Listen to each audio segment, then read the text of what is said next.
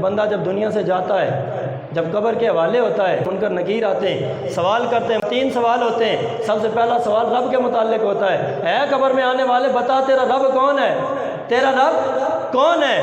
اگر تو وہ ہوگا کافر، وہ کہے گا لا ادری، میں تو نہیں جانتا۔ جو بندہ مومن ہوگا، جس نے ساری زندگی رب کو رب مانا ہوگا، رب کو معبود پر حق مانا ہوگا، رب کی بارگاہ میں جبین نیاز کو جھکایا ہوگا، وہ بے ساختہ پکار اٹھے گا اور ساری زندگی جس رب کے آگے ماتھا ٹیکا ہے، وہی اللہ ہی تو میرا رب ہے، وہی تو میرا خالق ہے، وہی تو میرا مالک ہے، وہی رازق ہے، وہی تو میرا معبود پر حق ہے۔ اب سب سے پہلا سوال ہونا ہے رب کے متعلق۔ اب جس وقت ایک بندے نے رب کو مان لیا، جب ایک بندے نے کہہ دیا کہ اللہ میرا رب ہے، اب جان تو چھوٹنی چاہیے نا۔ اب ایک بندہ خدا کو مانتا ہے، جان چھوٹنی چاہیے، مگر جان نہیں چھوٹے گی، اس لیے کہ رب کو تو یہودی بھی مانتے ہیں، رب کو تو عیسائی بھی مانتے ہیں، اور رب کو تو اور بھی کئی مذہب والے مانتے ہیں، لہذا بات ابھی کمپلیٹ نہیں ہوگی۔ اب ایک اور سوال ہوگا، ماں دینوں کا، قبر میں آنے والے بتا تیرا دین کیا ہے، کس دین کے اوپر چل کے تو نے زندگی گزاری ہے؟ ہاں، دین کے متعلق سوال ہونا ہے۔ تو جو بندہ بے دین ہوگا، جو دین سے دور ہوگا، دین سے منہ پھیر کے زندگی بسر کرے گا، جو دین سے غداری کرے گا، دین سے بے وفائی کرے گا، یا دین کو قبول ہی نہیں کرے گا، وہ بندہ کہے گا لا ادری، میں تو نہیں جانتا میرا دین کیا ہے۔ لیکن جس بندے نے دین کو تسلیم بھی کیا ہوگا اور دین مصطفیٰ کے مطابق اپنی زندگی کو بسر کیا ہوگا، وہ کہے گا دین ہی الاسلام، میرا دین اسلام ہے۔ اب جس وقت ایک بندے نے کہہ دیا میرا دین اسلام ہے، اب جب اسلام کو دین مان لیا، اب دین اسلام کے اندر عقیدہ توحید بھی آ گیا، عقیدہ رسالت بھی آ گیا، عقیدہ قبر و آخرت بھی آ گیا، قدر کے اوپر ایمان بھی آ گیا، مرنے کے بعد دوبارہ اٹھائے جانے کے اوپر بھی ایمان آ گیا، کتابوں پر ایمان بھی آ گیا، رسولوں کے اوپر بھی ایمان آ گیا۔ دین علی سے لے کر یا تک جب دین اسلام مان لیا، اس کا مطلب ہے وہ دین کے اندر جتنے بھی عقائد ہیں وہ ساری کی ساری باتوں کو مانتا ہے، دین کے ہر حکم کو مانتا ہے۔ یار اب تو جان چھوٹ جانی چاہیے، جب دین کو مان لیا اب تو جان چھوٹ جانی چاہیے، مگر ابھی بھی جان چھوٹے گی نہیں، آواز قدرت آئے گی۔ ابھی ایک امپورٹنٹ سوال باقی ہے، بولو ذرا سبحان اللہ۔ تیسرا سوال ہوگا، جس نے اللہ کو بھی مان لیا ہے، جس نے دین اسلام کو مان لیا ہے، لیکن باوجود اس کے بھی ایک اور سوال ہوگا، اور وہ سوال صرف اور صرف ہمارے آقا و حضور سرکار مدینہ کے متعلق ہوگا۔ میرے آقا حضور سرکار مدینہ صلی اللہ علیہ وسلم فرماتے ہیں، قبر میں آنے والے سے سوال ہوگا، ما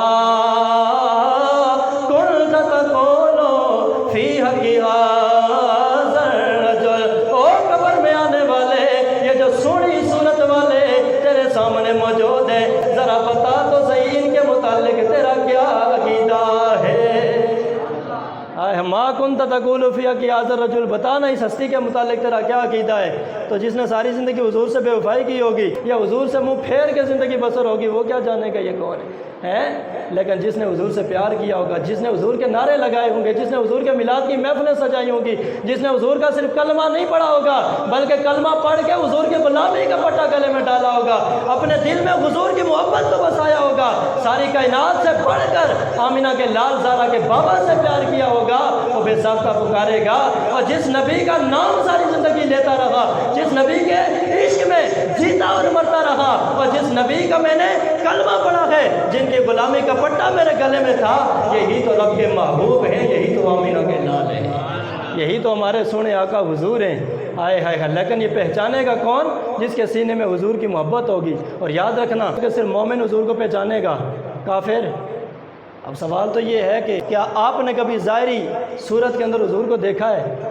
کبھی ظاہری صورت کے اندر حضور کو دیکھا ہے؟ کبھی خواب کے اندر حضور کو دیکھا ہے؟ سوال ہے نا، کبھی خواب کے اندر حضور کو دیکھا ہے؟ کبھی حضور کا کوئی جلوہ دیکھا ہو، حضور کی کوئی شبیہ مبارک دیکھی ہو، حضور کا کوئی جلوہ دیکھا ہو، یا کوئی حضور کی تصویر کسی نے دکھائی ہو کہ یہ حضور کی تصویر ہے؟ جب حضور کو ظاہری صورت میں بھی نہیں دیکھا، خواب میں بھی نہیں دیکھا، حضور کی شبیہ بھی نہیں دیکھی، حضور کے جلوے نہیں دیکھے، صرف پڑھا ہی ہے یا سنا ہی ہے حضور کے متعلق، لیکن اس کے باوجود بھی جو حضور سے 14 صدیاں بعد پیدا ہوا لیکن حضور پر ایمان ہے، وہ پھر بھی حضور کو پہچان لے گا۔ جس نے ظاہری آنکھوں سے دیکھا نہیں حضور کو، نہ حضور کو ظاہری صورت میں دیکھا، نہ خواب میں، نہ جلوے دیکھے، نہ تصویر دیکھی، اس کے باوجود بھی حضور کو پہچان لے گا۔ لیکن دوسری طرف وہ بھی ہیں مکہ کے کافر، جنہوں نے ایک بار نہیں کئی بار اپنے سر کی آنکھوں سے حضور کو دیکھا ہے، ایک بار نہیں کئی سر کی آنکھوں سے حضور کو دیکھا ہے۔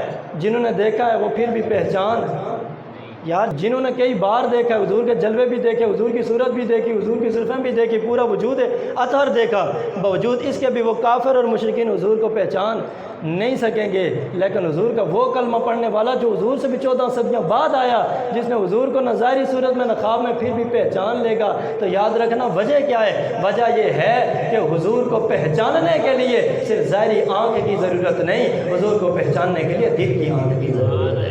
حضور کو پہچاننے کے لیے ظاہری آنکھوں سے دیکھنا کافی نہیں، حضور کو قبر میں پہچاننے کے لیے ایمان کی ضرورت ہے، حضور کو قبر میں پہچاننے کے لیے عشق مصطفیٰ کی ضرورت ہے، حضور کو قبر میں پہچاننے کے لیے غلامی رسول کی ضرورت ہے۔ جس کے گلے میں غلامی رسول کا پٹا ہوگا، جس کے سینے میں عشق رسول ہوگا، اور جس کے دل میں ایمان کی دولت ہوگی، صرف اور صرف وہی میرے آقا حضور کو قبر